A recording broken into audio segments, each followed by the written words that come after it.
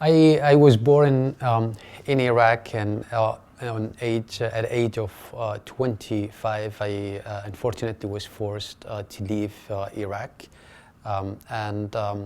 After 2 years in a refugee camp in Saudi Arabia and Kuwait, I managed to come to the state. My name is Wafaa Bilal. I am an alumni of the SAIC. When I was at the Art and Technology department, one thing we debated very hard is, what is interactive work? And I think what we arrived to, it's only interactive when all possible end states are open. A true interactivity, it has no determination or end state assigned by the artist or a programmer. But if we consider the artist as an initiator platform, we have greater chances of engaging the public, specifically in political issues that we are unwilling to address.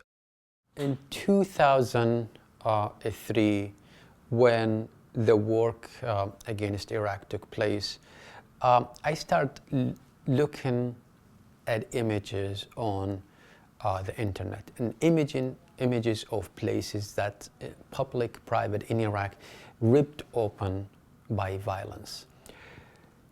Part of me is just like, I didn't know what to do with these images, but they bothered me a lot. And what bothered me the most is this inability to go back to Iraq.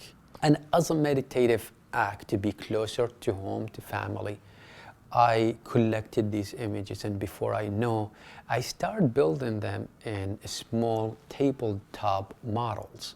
There is a 21 gram of a human ashes.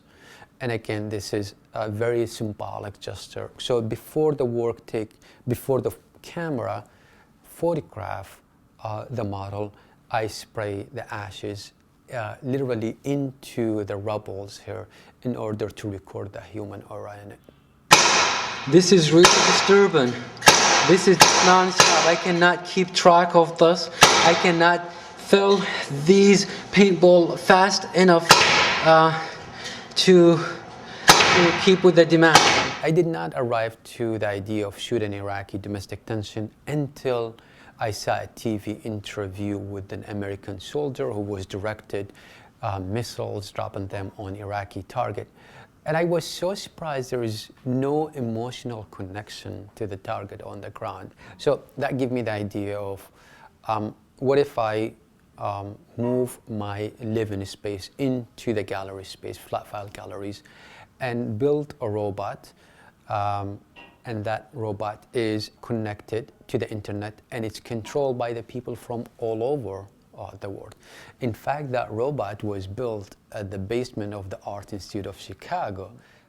I wanted to, of course, have the people be aware of what the US government is doing abroad.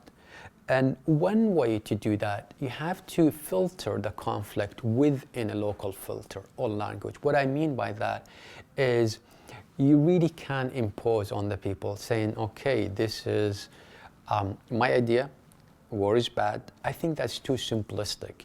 You approach it indirectly, and very often I say there is a concept of aesthetic pleasure versus aesthetic pain.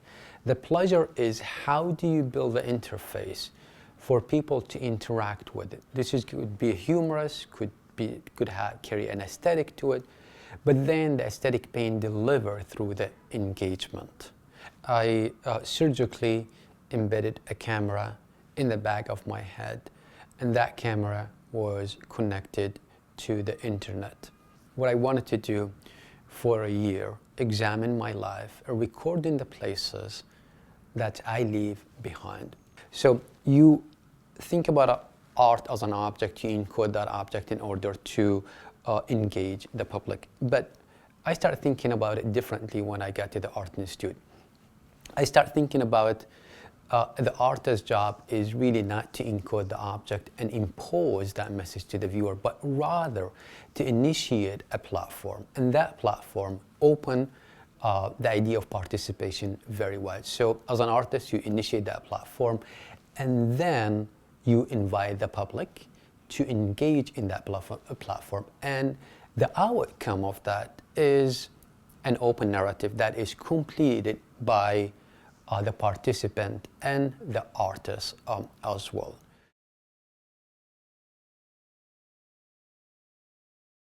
Thank you again, and it has been a great journey. Bye for now.